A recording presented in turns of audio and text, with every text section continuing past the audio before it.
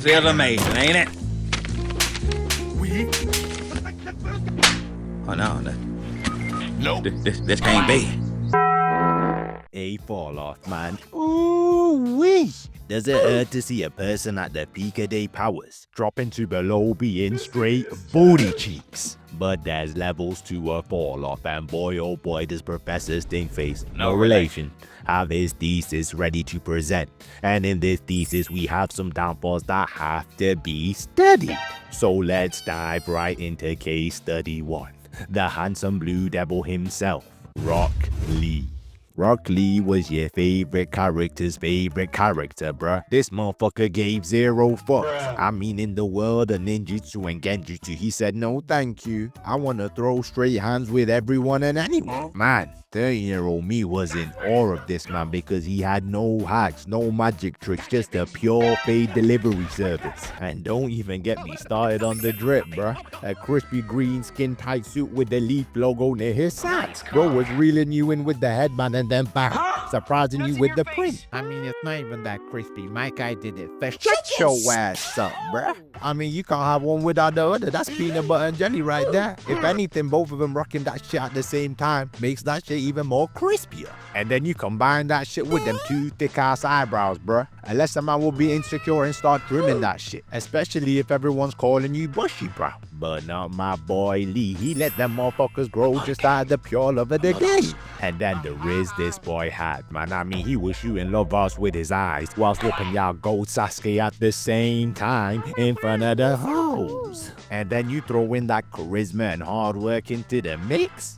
Ooh wee! Did that boy Lee not miss? I mean, he was him before him was even a thing. But the fight that took him to that gold status was against Gaara in the Chunin exams, where he was banging with one of the most OP characters at the time, while actually landing blows, bruh. Do y'all realize how tough Gaara was back in those days? I mean, the menace this boy was, bruh. I mean, Unk said it best here. He was one of Satan's greatest soldiers. I mean, Gaara was so OP, he killed the whole Jonin by himself.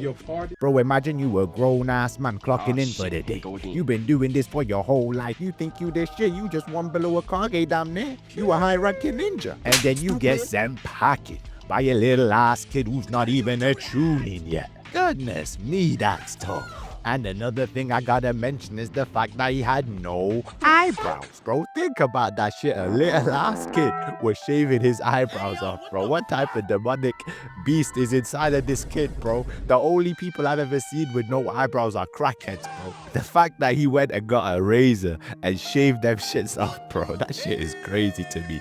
Little fella, you come any closer than 10 feet, you catching a Batista, man, bro. I don't give a shit. I ain't playing, bro. Now, I know the one tail was in him and all that, but he ain't telling you to shave off them eyebrows. That's you. You the crazy person, Gaara. Bro, even Satan himself probably keeps them motherfuckers on his face, bro. That's a different level of loco right there, big fella. But either way, he was right there with him and even had one of the coldest moments in the whole of Naruto by taking off his weights like he was Goku on Namek. And the way he was throwing hands, I mean, he had the whole arena shook from his greatness. Now, although Lee lost to Gaara, he wasn't trying to kill him. But you best believe this menace Gaara was trying to kill Lee, and he would have succeeded if it wasn't for my boy my guy. I mean, Gaara was probably angry he couldn't grow them thick, luscious eyebrows like Lee could. Now, Lee may have lost the battle here, but he won the war in my books. But after one last cold fight with Kimimaro, where he was whooping this man using Drunken Fist, which once again is an iconic moment, Lee would fall off, and fall off hard. I mean, I don't remember anything he did in Shippuden at all, except for when he transformed to Six Gate when Guy was fighting Madara. And he didn't even help Guy fight, he just stood there and screamed a whole lot of bullshit. You mean to tell me from Kid Naruto all the way to the end of Shippuden, he only unlocked one extra gate? I mean, you could have at least given my boy the 7th gate at the very least. And even in Kid Naruto, he was fighting kangaroos. Soon after, I mean, goodness me, a kangaroo? They was just having fun with the fall off at this point, bruh. Now, my explanation of why Lee fell off was because he achieved his dream of being a truly splendid ninja when he threw hands against Gaara. as everyone in that arena seen a warrior ready to die for his dream that night. Everyone seen a warrior who fought against their best and held his own, and this accomplishment of being a truly splendid ninja is what led to him being utilized much less, as past that there isn't much more in Lee's character that needs exploring. But speaking of men built different, let's take a look at case study 2, a man with the footwork of a ballerina and the mass of a freight train. I'm talking about the Diesel, Superman, Shaq Daddy himself, Shaquille O'Neal. The most dominant player to have ever played basketball. A man that was 7'2" with the motor skills of a 5'7" guy. I mean, this guy was vicious. You know you too OP when the NBA literally start changing rules to stop you. Man, I couldn't imagine having to defend this big ass monster. Cause imagine a 7'2", 325-pound, built big black guy putting all that cake on you and backing that bakery all up in your shit just to spin last minute and have his nutsack kissing your chin while you fall in slow motion. I know some of them were thinking of a certain racial slur, especially in the 90s. Now I see why they changed the rules, cause he literally bumped you and then made your face caress his big ass balls. That shit is literally sexual assault.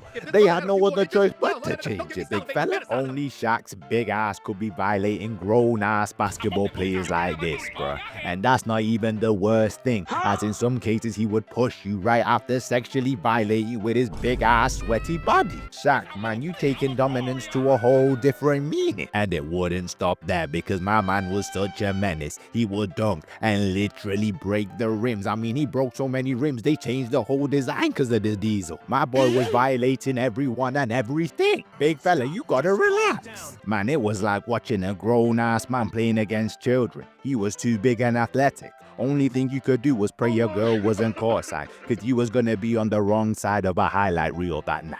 But then the star of the downfall would happen when he moved from the Lakers to the Miami Heat, where he was still a decent player and won a ring, but he wasn't that guy no more. After this, he was getting traded left, right, and center. I mean, he got traded to the Suns, then to Cleveland, and then to the Celtics. And the only two highlights I remember from this period is the dance-off against LeBron, where he was twerking those big-ass juicy cheeks unapologetically, and then this lob rim-grazing dunk that he barely got in the Celtics, bruh. I mean, this man was so garbage, I'ma just let Stephen A take over for this one. Man was a bona fide scrub. He can't play. No disrespect whatsoever, but I'm sorry to tell everybody the truth. The man cannot play the game of basketball. He has small hands. He can't catch the ball. He's got bad feet. He can't really move, even though he's mobile. Doesn't really know what he's doing. Doesn't have a post move that he puts to memory that he can do 2 times in a row. He has no game whatsoever. Plays no defense. Doesn't have the heart, the passion, or anything that comes with it. And you're asking me what it is. Damn, Stephen A, he wasn't that bad, bro, relax. But Stephen A is right, cause he could barely play the game of basketball. He was no longer athletic, he was sluggish and could barely move.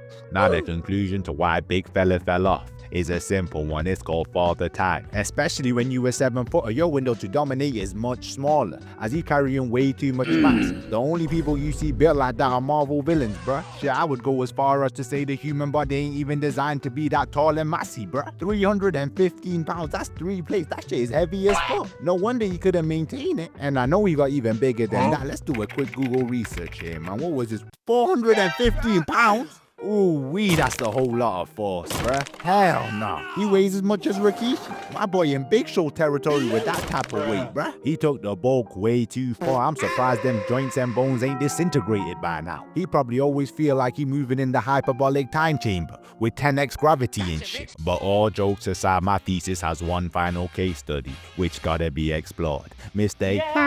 Baby himself, Fetty Wap.